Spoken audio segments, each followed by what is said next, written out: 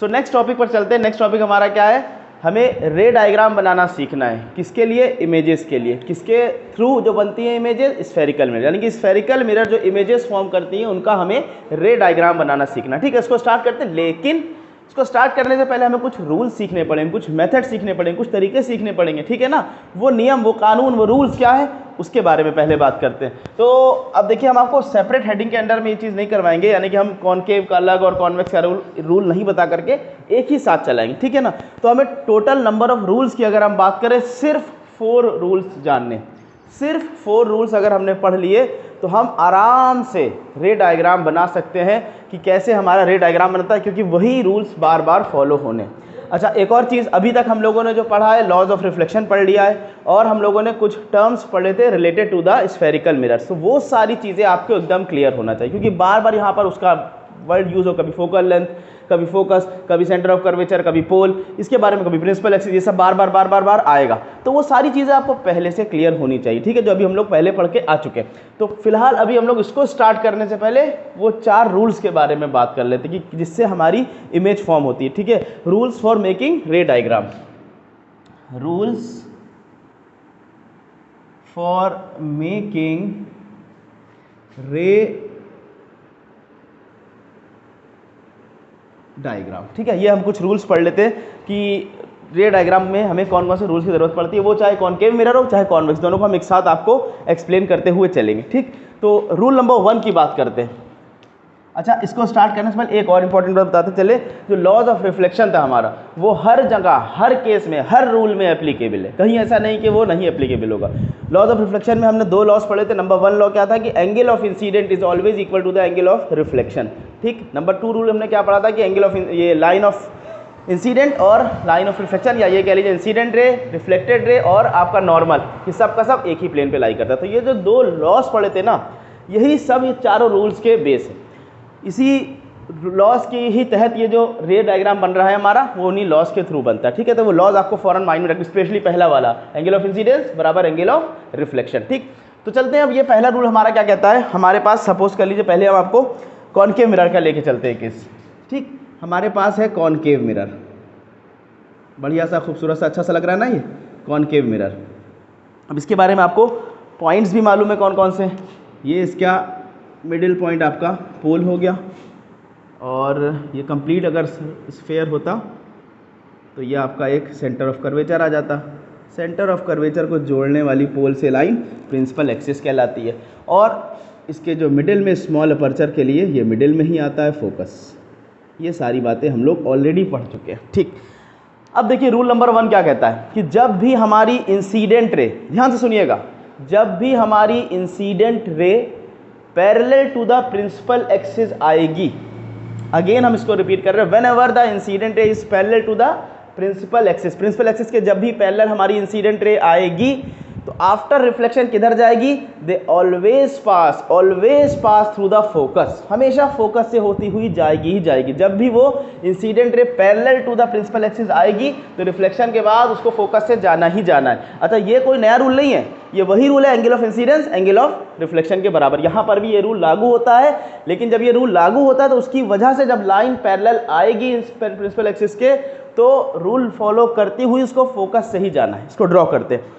Red marker को हम use करेंगे इंसिडेंट रे के लिए। हमारे पास इंसिडेंट रे चली आ रही है और ये parallel to this principal axis के पैरेलल है। ये कंडीशन नंबर 1। ठीक, कंडीशन नंबर 1 क्या है कि जब हमारी incident ray parallel to the principal axis होगी। अब इसका रिजल्ट तो यहाँ पर टकराई है, ठीक, मिरर से रिफ्लेक्शन हुआ। रिफ्लेक्शन होने के बाद जो रिफ्लेक्टेड रे है वो कहाँ जाएगी, पास होगी, हमेशा हमेशा हमेशा फोकस से पास होती हुई जाएगी। और यहाँ पर वो जो पुराने रूल्स पढ़े हुए हैं वही लागू हो रहे हैं। ये इसका नॉर्मल हुआ, नॉर्मल आपको मालूम है टेंजेंट से 90 डिग्री। तो ये जो एंगल है एंगल ऑफ इंसिडेंस और ये जो है एंगल ऑफ रिफ्लेक्शन, ये दोनों बराबर। और ये दोनों बराबर तभी होंगे जब पैरेलल रे रिफ्लेक्ट बैक होकर के कहाँ जाए, फोकस से पास होकर के। सिंपल सा आसान सा रूल, क्लियर? ये बात समझ में आई? ये किस केस की बात हम लोगों की हो रही है, फॉर कॉनकेव मिरर। ये कौन सा मिरर है, कॉनकेव मिरर की बातें हो रही है, ठीक ना। अगेन हम फिर से रिपीट करते हैं, रूल नंबर 1 हमारा क्या कहता है कि जब भी हमारी incident parallel to the principal axis जाएगी बहुत तेज बोल रहे क्या? ठीक है, एक्चुअल में इसलिए तेज बोले क्योंकि हम ये आसानी से समझा चुके। ठीक है, जब भी हमारी incident ray parallel to the principal axis जाएगी तो रिफ्लेक्शन के बाद वो किधर से पास होकर जाएगी? फोकस से पास होकर के जाएगी। ठीक है, ये चीज़ अच्छी तरह से दिमाग में बैठा लेनी है।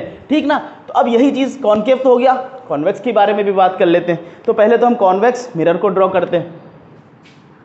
ये है हमारा बढ़िया सा, शानदार सा, खूबसूरत सा कॉन्वेक्स मिरर।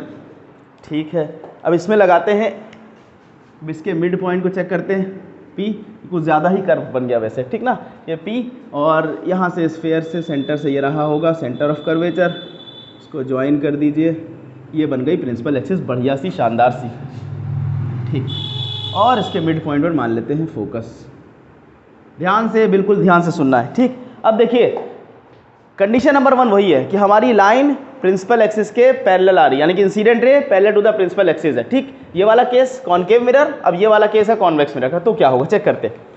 कॉनकेव में तो समझ में आ गई बात। अब यहाँ से रे चली, अच्छा ये बात भी अच्छी तरह से पता है आपको, जो इंसिडेंट रे होगी कहाँ टकराएगी भाई? रिफ्लेक्टिंग सरफेस पर। तो रिफ्लेक्टिंग सरफेस का कहाँ है? बल्जिंग आउटवर्ड, ये है ना रिफ्लेक्टिंग सरफेस। यहाँ से तो लेकर के आएंगे नहीं क्योंकि ये तो नॉन रिफ्लेक्टिंग सरफेस है। तो रिफ्लेक्टिंग सरफेस पर आकर के इंसिडेंट रे टकरा गई। अब कहाँ भेजें इसको? रिफ्लेक्शन के बाद कहाँ जाएगी? लॉ ऑफ रिफ्लेक्शन को फॉलो करेगी। ठीक है ना? लॉ ऑफ रिफ्लेक्शन हमारा क्या था? अगर हम ध्यान से देखें, यहाँ पर टेंजेंट ड्रॉ कर दिया हमने, तो ये आपका नॉर्मल बना, नॉर्मल बना ना? ठीक ना? ये आपका प्रॉपर नॉर्मल बनाते हैं 90 डिग्री, ये आपका नॉर्मल बनता दिख रहा है। ठीक, तो अब देखिए ये जो एंगल ऑफ इंसिडेंस है, एंगल ऑफ रिफ्लेक्शन इसके बराबर होनी चाहिए, यानी कि यहाँ से कहीं पास होनी चाहिए। ठीक, तो अब देखिए हम लोग ने पहले रूल में क्या पढ़ा था कि जब भी incident ray parallel to the principal axis होगी तो वो फोकस से पास होकर चली जाती है। आसान सा रूल था फॉर कॉनकेव मिरर। लेकिन जब कॉन्वेक्स मिरर का नंबर आया, अब हमें क्योंकि लौटेगी तो वो इधर ही, तो यहाँ तो कहीं हमें फोकस वगैरह कुछ दिख नहीं रहा है। फोकस तो सारा का सारा कहाँ है? Behind the mirror. तब क्या होगा? तो भी कुछ नहीं होगा, वही चीज़ होगी कि ये फोकस से ही पास होनी, मगर फोकस तो है नहीं। तो ऐसा लगेगा ये डाइवर्ज हुई है, तो कि ऐसा लगेगा कि ये फोकस की तरफ से निकलती हुई आई थी। यानी कि कुछ इस तरह से हमें केस दिखाई देगा कि अगर हम इसको जब फॉलो करते हुए एंगल ऑफ फ्रिक्शन ये, और ये ऐसा लगेगा कि ये फोकस की तरफ से निकल के आई। तो रूल नंबर 1 क्लियर हो गया। ये आपका बन गया है convex mirror, convex mirror. Again convex mirror को हम रिपीट कर दें कि जब भी कॉन्वेक्स मिरर के केस में incident ray parallel to the principal axis आएगी तो वो डाइवर्ज हो जाएगी, क्योंकि ये हमको पता, अभी आगे भी पढ़ेंगे इसको, ये डाइवर्जिंग टाइप का मिरर होता है, ये आपका कन्वर्जिंग मिरर होता है। तो डाइवर्ज हो जाएगी रिफ्लेक्टेड रे, और डाइवर्ज कहाँ से होगी? ऐसा लगेगा कि वो फोकस की तरफ से निकल के आई है, फोकस की तरफ से उसका रिफ्लेक्टिंग रेस निकल के आ रही है, यानी कि होल बात वही है कि फोकस से पास होकर जाएगी। तो रूल नंबर 1 हमारा क्लियर हो गया for concave mirror as well as convex mirror. ठीक है, अब अपनी लैंग्वेज में इसको आसानी से लिख लीजिएगा कि when incident ray is parallel to the principal axis after reflection it will pass through the focus in case of concave mirror. ठीक ना? कॉन्वेक्स मिरर के केस में अगर लिखना होगा तब क्या लिखेंगे कि when incident ray is parallel to the principal axis it will diverge as appear to come from the focus. ठीक है ना? इस तरह से आसानी से in case of convex mirror ये चीज़ें हम लोग लिख सकते हैं। रूल नंबर 1 हमारा क्लियर, समझ में आ गया? इसको बहुत अच्छे से समझ लीजिए, तो आगे के जितने भी रे डायग्राम है ना कहीं नहीं फंसने वाले। सिर्फ 4 रूल, सिर्फ 4 रूल। पहला रूल क्लियर, कितना आसान है पहला रूल। दूसरे रूल पर चलते हैं, चलिए दूसरे रूल पर, क्लियर है ये बात, आगे बढ़ते हैं। ठीक, सेकेंड रूल, रूल नंबर 2 हमारा, रूल नंबर 2 भी बहुत ही आसान।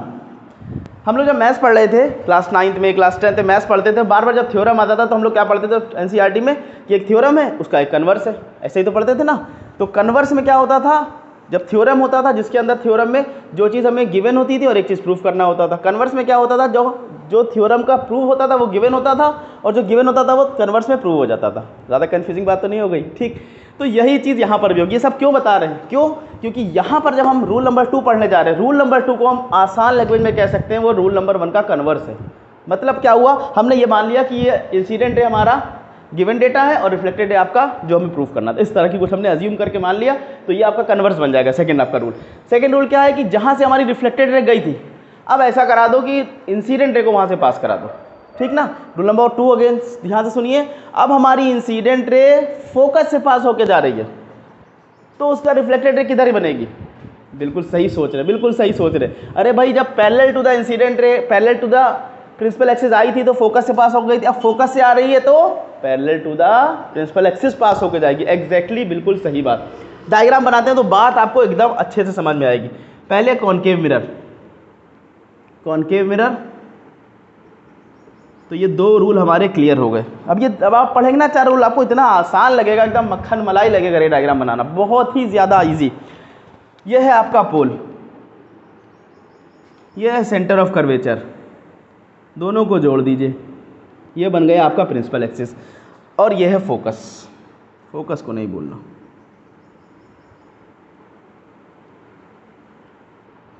अब देखिए इंसिडेंट रे कहाँ से आ रही है, इस बार इंसिडेंट रे फोकस से पास होकर जा रही है, ठीक ना। रूल्स में हमें बस कंडीशंस पढ़नी होती है, ये होगा तो ये हो जाएगा, ये होगा तो ये हो जाएगा, ये होगा तो ये हो जाएगा, वही 4 कंडीशंस पढ़नी है घूम फिर के, ठीक है। तो अब क्या हो रहा है, इंसिडेंट रे आपकी फोकस से पास होती हुई चली गई, ये साहब आपकी इंसिडेंट रे, इंसिडेंट रे कहाँ से पास हो गई, फोकस से। अब जो रिफ्लेक्टेड रे कहाँ से जाएगी, वो अगेन फॉलो करेगी कौन सा रूल, लॉज ऑफ, क्या यार ऐसे खामोशी से भी जा सकते हो, हॉर्न बजाते हुए लोग जाते सन्नाटे रोड पे भी। खैर आते आते बैक टू द ट्रैक, ठीक ना। आते इंसिडेंट रे आपकी फोकस से पास होकर के गई, ठीक है गई। अब क्या होगा, रिफ्लेक्टेड रे कहाँ से जाएगी, parallel to the principal axis. और कैसे जाएगी, लॉज ऑफ रिफ्लेक्शन को फॉलो करती हुई जाएगी, ठीक ना। देखते हैं हम लोग, ये जब आएगी रिफ्लेक्टेड रे, अब ये चली जाएगी parallel to the principal axis, और लॉज ऑफ रिफ्लेक्शन वायलेट नहीं होगा। लॉज ऑफ रिफ्लेक्शन अपनी जगह जिंदा है, यानी कि ये आपका टेंजेंट, ये आपका नॉर्मल, और ये एंगल आई बराबर हो गया एंगल आर। सीधा सिंपल सी बात, समझ में आई। तो ये कौन सा मिरर है, कॉनकेव मिरर, ये लिखा हुआ कॉनकेव, दोबारा से नहीं लिख रहे, ठीक है ना, सेम चीज़ है कॉनकेव मिरर। क्लियर, ये चीज़ समझ में आ गई। अगेन हम रूल नंबर 2 को रिपीट करते हैं कि जब भी हमारी इंसिडेंट रे फोकस से पास होती हुई जाएगी, after reflection it will be parallel to the principal axis. Whenever the incident ray is passing from the focus, after reflection it will be parallel to the principal axis. ये किसकी बातें हो रही है, कॉनकेव मिरर की बात हो रही है। अभी कॉन्वेक्स बचा रह गया, कॉन्वेक्स मिरर की बात कर लेते हैं। यहाँ तक तो मेरे ख्याल से बात क्लियर है। चलिए आते हैं कॉन्वेक्स मिरर पर। कॉन्वेक्स मिरर क्या है,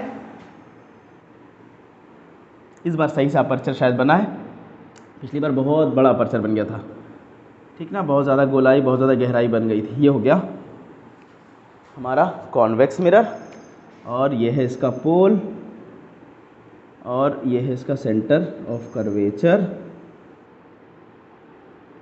तो देखिए क्या हुआ, ये है इसका फोकस। अब इसमें ध्यान से देखिए, इंसिडेंट रे हमें, हमारा केस क्या है, फोकस से पास होती है, लेकिन कॉन्वेक्स मिरर के केस में फोकस बिहाइंड द मिरर है, तो फोकस से कैसे पास कराएंगे, तो हम फोकस के डायरेक्शन में इंसिडेंट रे को लेकर के आएंगे। हमारा जो इंसिडेंट रे आ रही है वो बढ़िया चली आ रही है। कि अगर ये मिरर ना होता तो फोकस से पास होती है। अब आप कहेंगे मिरर ना होता तो फोकस ही क्यों होता, ठीक ना, ठीक है। तो ये कहाँ से पास होगी, फोकस से पास होगी, ऐसे पास होकर जा रही है, यानी कि उसका डायरेक्शन टुवर्ड्स द फोकस है। ध्यान से सुनने वाली बात है। क्या कहा जा रहा है रूल नंबर 2 में, कॉन्वेक्स रूल के, कॉन्वेक्स मिरर के लिए, कि जब हमारा इंसिडेंट रे का डायरेक्शन टुवर्ड्स द फोकस होगा तो रिफ्लेक्शन के बाद क्या बनेगा इसका, रिफ्लेक्शन के बाद it will be parallel to the principal axis. कितना मक्खन मलाई जैसा आसान सा कॉन्सेप्ट, ठीक। और लॉज ऑफ रिफ्लेक्शन को भूलना नहीं है। लॉज ऑफ रिफ्लेक्शन, ये आपका normal, this is I and this is R. Clear हो गई ये बात, ठीक है ना। अगेन आई विल रिपीट, हम रिपीट करते हैं दोबारा से। क्या कहा जा रहा है कि whenever the incident ray is directed towards the focus after reflection it will be parallel to the principal axis in case of convex mirror. ये कॉन्वेक्स मिरर का केस हो गया। ये 2 रूल्स हमने कॉनकेव और कॉन्वेक्स के लिए सीख लिए, यानी कि अगर हम इसको ऐसे भी कह सकते हैं, हमने 4 रूल पढ़ लिए, 2 कॉनकेव के, 2 कॉन्वेक्स के, कह सकते हैं ना, ठीक है ना। क्लियर है यहाँ तक बात। बाकी बचते हैं हमारे पास सिर्फ 2 रूल, आधे रूल हमने पढ़ लिए। आधे रूल कितनी आसानी समझ में आएगा, अब सोचिए बाकी जो 3 और 4 रूल है वो तो और ही ज़्यादा आसान है, और ज़्यादा आसान। क्लियर, इतनी इन्फॉर्मेशन को नोट करिए, फिर हम लोग चलेंगे रूल नंबर 3 पर। 3rd रूल पर चलते हैं। 3rd रूल हमारा क्या कहता है, 3rd रूल कहता है कि भाई जब भी इंसिडेंट रे सेंटर ऑफ कर्वेचर से पास होकर के जाएगी तो रिफ्लेक्शन के बाद वो उल्टे पांव लौट आएगी, किधर, सेंटर ऑफ कर्वेचर ही से, ठीक है ना। ध्यान से सुनिए, रूल नंबर 3 हमारा क्या कह रहा है कि जब भी हमारा incident ray centre of curvature से पास होकर के जाएगी इन केस ऑफ कॉनकेव मिरर, तो क्या हो जाएगा, वो उल्टे पांव वापस लौट आएगी, रिफ्लेक्टेड रे सेम डायरेक्शन में ही लौट आएगी, कोई दूसरी जिस गली गए उस गली से फिर लौट आए। क्लियर है ये चीज़, ठीक। अब ये चीज़ आपको रिकॉर्डिंग में भी डाली जा रही है यूट्यूब चैनल पर। वजह यह है कि जो बच्चे हमारे यहाँ ऑफलाइन बैठे हैं वो तो सीख ही रहे इस चीज़ को। हमारे बैच के कुछ बच्चे ऐसे हैं जो नानी दादी के यहाँ, रिलेटिव के यहाँ चले गए, ठीक है ना। तो वो बच्चों का भी लॉस ना हो, ताकि वो घर बैठे बिठाए इस चीज़ों को आसानी से देख ले, जब वापस आए तो क्लास के साथ ही वो चलते रहे, आगे पीछे ना हो जाए, ठीक। डायग्राम से इस चीज़ को समझते। देखिए पहले हम लोग कॉनकेव मिरर की बातें करते हैं। तो पहले कॉनकेव मिरर ड्रॉ कर लेते हैं। ये हमारा कॉनकेव मिरर बन गया। उसके बाद हमारा इसका पोल हो गया, और ये मान लेते हैं सेंटर ऑफ कर्वेचर, ये प्रिंसिपल एक्सिस और ये फोकस। देखिए कंडीशन क्या कह रही है, अच्छा ये कंडीशन क्या कह रही है, कंडीशन कह रही है कि जब हमारा इंसीडेंट रे सेंटर ऑफ कर्वेचर से पास होगी, this is centre of curvature, बहुत नीचे बना दिया, इसको यहाँ पर बना लेते हैं, सी लिख देते हैं इधर। जब हमारी इंसीडेंट सेंटर ऑफ कर्वेचर से पास होगी तो वापस सेम पाथ से रिफ्लेक्ट होने के बाद लौट जाएगी। अच्छा यहाँ पर भी लॉज ऑफ रिफ्लेक्शन ने साथ नहीं छोड़ा, लॉज ऑफ रिफ्लेक्शन यहाँ पर भी लगा, इसलिए ही ऐसा हो रहा है। ध्यान से समझने की कोशिश करिए। देखिए सेंटर ऑफ कर्वेचर क्या होता है, सेंटर ऑफ कर्वेचर आपका एक्चुअल में होता है कि जिस कंप्लीट स्फेयर से छोटे से टुकड़े को मिरर के उठाया गया होता है, उस कंप्लीट स्फेयर के सेंटर को सेंटर ऑफ कर्वेचर कहते हैं। ठीक है, ये हमने टर्मिनोलॉजी में ये बातें अच्छे से सीखी थी। ठीक, थोड़ी देर हम इसको 2D में सर्किल बनाते हैं और आपको समझाने की कोशिश करते हैं कि कैसे यहाँ पर सेम पाथ पे वो लौट गया। हुआ क्या कि आपने क्लास 10 में भी पढ़ेंगे, मैथ्स में लोग टेंजेंट पढ़ेंगे, ठीक है ना। टेंजेंट क्या होता है, जो सर्किल को एक पॉइंट पर टच करके जाने वाली लाइन, ये आपका टेंजेंट हो गया, ठीक है। और नॉर्मल क्या होता है, टेंजेंट से 90 डिग्री पर बनने वाली लाइन को नॉर्मल कहते हैं। ठीक, क्योंकि यहाँ पर बार बार नॉर्मल आ रहा है ना, normal angle of incidence, angle of reflection, हम लोग ने ये चीज़ पढ़ी भी थी, नॉर्मल क्या होता है। तो ये जो 90 डिग्री जो नॉर्मल होगा, जो टेंजेंट से 90 डिग्री पर होगा, तो ये हमेशा ध्यान रखिए, जो नॉर्मल होता है वो हमेशा सेंटर ऑफ कर्वेचर से ही पास होकर जाएगा, क्योंकि सर्किल के टेंजेंट में जब 90 डिग्री खींचेंगे तो वो हमेशा सेंटर से पास होकर के जाएगा, सेंटर से सर्किल के सेंटर के पास होकर जाएगा। तो अब देखिए यहाँ पर आते हैं, यही कॉन्सेप्ट। हुआ क्या कि ये कंप्लीट स्फेयर था पूरा हमारा, उसका सेंटर ये था, इस पर हमने जब यहाँ टेंजेंट ड्रॉ करी तो जो नॉर्मल था वो वापस सेंटर से ही पास होकर जाएगा। अब इंसिडेंट रे भी इधर ही से आ गई, यानी कि इंसिडेंट रे भी यहीं आ रही है और नॉर्मल भी यही आ रहा है, तो दोनों के बीच एंगल कितना हो गया, 0 डिग्री हो गया। बिल्कुल सही, दोनों के बीच एंगल 0 डिग्री हो गया। अब I की वैल्यू तो आ गई 0, और R कितना होना चाहिए लॉज ऑफ रिफ्लेक्शन के हिसाब से, वो भी तो 0 होना चाहिए, तभी तो इंसिडेंट के बराबर होगा एंगल के, तो R की वैल्यू भी 0 के बराबर होनी चाहिए। तो R 0 कब होगी, जब रिफ्लेक्टेड रे इसी डायरेक्शन से वापस लौट जाए। इसी वजह से लॉज ऑफ रिफ्लेक्शन लगने लगा, और लॉज ऑफ रिफ्लेक्शन की ही वजह से आपका एंगल ऑफ ये आपका इंसिडेंट रे और आपकी रिफ्लेक्टेड रे दोनों सेम डायरेक्शन में लौट गए। इस रास्ते पे आए थे और वापसी भी इसी रास्ते से कर ले रहे हैं, बस एरो दिखा देते हैं ग्रीन मार्कर से। क्लियर हो गई। ये कौन सा केस है, for concave mirror, concave mirror के लिए है ये case. Concave mirror rule number 3 concave mirror के लिए कंप्लीट। कॉन्वेक्स के लिए चलते हैं। कॉन्वेक्स के लिए भी कोई नई चीज़ नहीं है, कॉन्वेक्स मिरर के लिए भी सेम यही बात है। अब लेकिन क्योंकि कॉन्वेक्स मिरर के केस में आपको सेंटर ऑफ कर्वेचर और फोकस ये सारी चीज़ें कहाँ मिलती हैं, बिहाइंड द मिरर मिलती हैं, तो अब ये एक्चुअल में तो पास होकर जाएगी नहीं, तो हम लोग क्या करेंगे, जब उसका डायरेक्शन सेंटर ऑफ कर्वेचर की तरफ होगा, ठीक है, जब डायरेक्शन सेंटर ऑफ कर्वेचर की तरफ होगा तो जो रिफ्लेक्टेड रे होगी वो सेम पाथ पर लौट जाएगी। ठीक, डायग्राम से समझाते हैं इस चीज़ को। तो रूल नंबर 3 भी कंप्लीट, यानी कि 75% हम लोग ने रूल्स पढ़ लिए। आपका कॉनकेव मिरर बन गया, ये हो गया आपका कॉन्वेक्स मिरर। हाँ, कॉन्वेक्स मिरर, गर्मी बड़ी धुआंधार हो रही है ना। ठीक, एक एसी की ज़रूरत है। ये आपका आ गया पोल, और ये आपका आ गया सेंटर ऑफ कर्वेचर, ये बन गई प्रिंसिपल एक्सिस, और ये बन गया फोकस। लेकिन जब चीज़ें समझ में आ रही होती हैं तो गर्मी का ज़्यादा एहसास नहीं होता, ठीक ना, ना गर्मी का ना सर्दी का। ठीक, अच्छा चलते हैं। अब इसका ये रिजल्ट, ये रूल मत बना लीजिएगा कि अगर जिस दिन गर्मी लगी इसका मतलब आज समझ में कुछ नहीं आ रहा है, ठीक है, ऐसा नहीं। ठीक है, चलिए देखते हैं। अब हमारे पास क्या है, कॉन्वेक्स मिरर। कॉन्वेक्स मिरर है, तो अब हमारे पास जो इंसिडेंट रे है तो वो सेंटर ऑफ कर्वेचर से तो पास होकर नहीं जाएगी, लेकिन उसका जो डायरेक्शन है वो किस तरफ से है, वो सेंटर ऑफ कर्वेचर की ही तरफ। यानी कि अगर आप मिरर हटा लें तो सेंटर ऑफ कर्वेचर से चली जाएगा। अगेन फिर क्वेश्चन आपका बनेगा, मिरर हटा लोगे सेंटर ऑफ कर्वेचर कहाँ से लोगे फिर, ठीक ना, मिरर ही की वजह सेंटर ऑफ कर्वेचर है। ठीक है, समझ में आई। तो आपका इंसिडेंट रे आपका इस डायरेक्शन, तो होगा क्या, आफ्टर रिफ्लेक्शन, रिफ्लेक्शन के लिए हम लोगों ने ग्रीन मार्कर को चुना है। ठीक, अरे रुक जा भाई, तो हमने ग्रीन मार्कर को चुना है, तो वापस आई, यहाँ से टकराने के बाद बस एरो ऐसे बना देते, सेम रास्ते पर लौट गए, इधर से आए उल्टे पांव वापस लौट गए। ये कब होगा, जब हमारी इंसिडेंट रे सेंटर ऑफ कर्वेचर से जाएगी इन केस ऑफ कॉनकेव मिरर, और जब डायरेक्शन उसका उस तरफ होगा centre of curvature in case of convex mirror, तो वापस सेम पाथ पर लौट जाएगी। यहाँ तक बात क्लियर हो गई। ठीक, 3 रूल हमारे कंप्लीट हो गए। इसका नाम पता लिख दें, यानी कि ये है हमारा अब तो इतना समझ ही गए होंगे कौन सा मिरर है। ये है हमारा कॉन्वेक्स मिरर, कॉन्वेक्स मिरर, ठीक है। अब लास्ट केस चलते हैं, यानी कि चौथा रूल और आखिरी रूल, वो बहुत ही ज़्यादा आसान है, उसमें तो कुछ करना ही नहीं।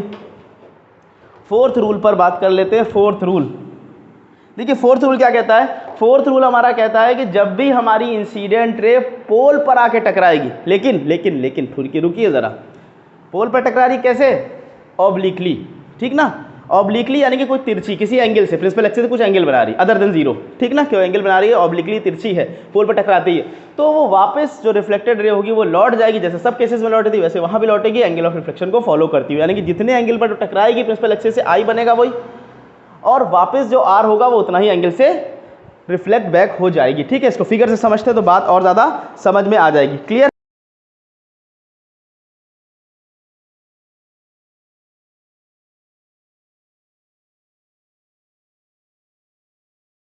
कॉनकेव मिरर के मिड पॉइंट को देख लेते हैं। मिड पॉइंट हमारा हो गया पोल, और ये आपका सेंटर ऑफ कर्वेचर, इन दोनों को हमने ज्वाइन कर दिया। अब देखिए लास्ट रूल हमारा क्या कह रहा है। लास्ट रूल ये कह रहा है कि भाई जब इंसिडेंट रे आई और आ करके पोल से टकराई, लेकिन ऑब्लिकली, यानी कि कोई पर्टिकुलर एंगल में अदर देन जीरो। देखिए ऑब्लिकली वाली कंडीशन क्यों हम लेकर के आ रहे हैं, इसलिए क्योंकि अगर हम कह देते सिंपली कि पोल से टकराई इंसिडेंट रे, तो भाई पोल से टकराने का एक पॉसिबिलिटी तो ये भी हो सकती है। ये वाली पॉसिबिलिटी हम लोग ऑलरेडी डिस्कस कर चुके हैं, इसको हम दो तरह से समझ सकते हैं। मान लेते हैं हम कहते हैं कि पोल से टकराई, आप कहते हैं भाई ये वाला लाइन बना लीजिए, हमने बना लिया, क्योंकि ये बात स्टेटमेंट के हिसाब से बिल्कुल करेक्ट होती। अब जब ये लाइन होती है तो ये वही वाली लाइन है, ये दो केस के बेस वाली लाइन है, यानी कि rule number 1 parallel to the principal axis है ये लाइन। तो हमने क्या पढ़ा है, जब line parallel to the principal axis होगी तो फोकस से पास होकर जाएगी, और फोकस कहाँ है इसका, फोकस ये रखा हुआ है, तो वापस इसी पे लौट आएगी। पहला केस। अगर हम लोग रूल नंबर 3 से इसको समझते हैं, तो जो इंसिडेंट है अगर हम प्रिंसिपल एक्सिस के ऊपर से पास करा देते हैं प्रिंसिपल पोल पर टकराने के लिए, तो ये आपका सेंटर ऑफ कर्वेचर से पास होकर जाती है। और हमने क्या पढ़ा हुआ है कि जब भी इंसिडेंट सेंटर ऑफ कर्वेचर से पास होकर जाएगी तो क्या हो जाएगा, रिफ्लेक्टेड कहाँ चली जाएगी, वापस लौट आएगी, ठीक ना, बात समझ में आ गई ना। तो रिफ्लेक्टेड कहाँ लौट आएगी, सेम उसी डायरेक्शन में लौट करके आ जाएगी। क्लियर है ये चीज़, ठीक। तो इस वजह से हमने ये टर्म लगा दिया कि जब इंसिडेंट रे आपकी पोल पर ऑब्लिकली स्ट्राइक करेगी तो क्या होगा, एंगल ऑफ रिफ्लेक्शन को फॉलो करती हुई, यानी कि लॉज ऑफ रिफ्लेक्शन को फॉलो करती हुई ये साहब ऐसे लौट आएगी। मतलब जितना एंगल ये उतना ही एंगल ये, आई बराबर आर को फॉलो कर, जितने एंगल पे स्ट्राइक करेगी उतने एंगल से वापसी कर लेगी, जितनी तेजी से आए तो उतनी तेजी से लौट गए, ठीक। ये आपका हो गया concave mirror case. Last case अब आपका आता है, last case that is convex mirror case, ठीक है। तो कॉन्वेक्स मिरर ड्रॉ करते हैं पहले तो। देखिए 4 रूल बढ़िया तरीके से आपके मिल गए आपको, गर्मा गर्म बेहतरीन तरीके से। ये आपका पोल हो गया, ठीक है, सेंटर ऑफ कर्वेचर, इनको ज्वाइन करने वाली लाइन प्रिंसिपल एक्सिस, ये फोकस। अब देखिए कॉन्वेक्स मिरर केस में क्या हो रहा है कि आपकी जो इंसिडेंट रे आई है वो पोल पर ऑब्लिकली स्ट्राइक करी है, ठीक है, कर गई भाई। तो अब क्या होगा, जो रिफ्लेक्टेड रे होगी वो कहाँ जाएगी, वो भी इतना ही एंगल बनाती हुई लौट जाएगी, ठीक है, रिफ्लेक्ट बैक हो जाएगी, और एंगल ऑफ इंसिडेंस यानी कि आई जितना बना था उतना ही आर बनेगा।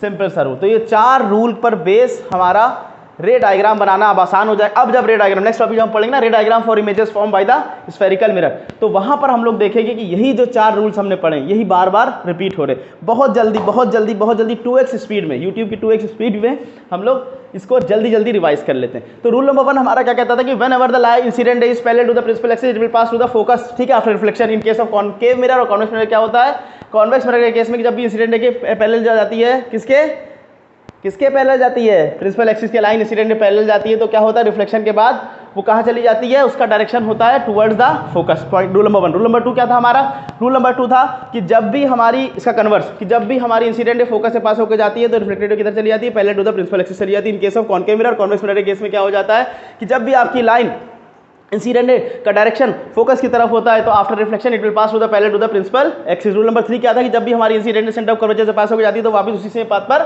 लौट जाती है। In case of concave mirror, convex mirror के केस में क्या हो जाता है, कॉन्वेक्स मिरर के केस में जब भी उस इंसिडेंट का डायरेक्शन सेंटर ऑफ कर्वेचर की तरफ होता है तो वापस उल्टे पांव उसी डायरेक्शन में रिफ्लेक्टेड रे लौट जाती है। और चौथा रूल क्या था कि जब भी हमारा इंसिडेंट रे पोल पर ऑब्लिकली स्ट्राइक करती है तो वो लॉज ऑफ फ्रिक्शन को फॉलो करती हुई वापस एंगल आई एंगल आर के बराबर लौट जाती है, चाहे कॉनकेव मिरर हो चाहे वो कॉन्वेक्स मिरर हो। क्लियर है ये बात, समझ में आ गई ना, ठीक ना। अब वीडियो को पॉज करके अगर मान लीजिए आपको लगे कि भाई रिवीजन बड़ी तेज स्पीड में करा दिया 2x में, तो आप उसको यूट्यूब के पास माइनस वाला भी है, कहने का मतलब और धीमी स्पीड भी करके देख सकते हैं, ठीक है ना। पॉइंट में जाके 0.75 0.5 की स्पीड में देख सकते हैं, तो नॉर्मल में वो आ जाएगी। ठीक है, बात समझ में आ गई, क्लियर है ये चीज़। बहुत आसान टॉपिक, बहुत अच्छा टॉपिक, इसको अच्छी तरह से दिमाग में बिठा लीजिए और इसी 1-2 बार प्रैक्टिस कर लीजिए, तो बस बढ़िया एकदम तैयार हो जाएंगे आप। और फिर नेक्स्ट लेक्चर में हम लोग बात करेंगे कि रे डायग्राम हम कैसे बनाएंगे। ठीक है, ओके, थैंक यू स्टूडेंट्स।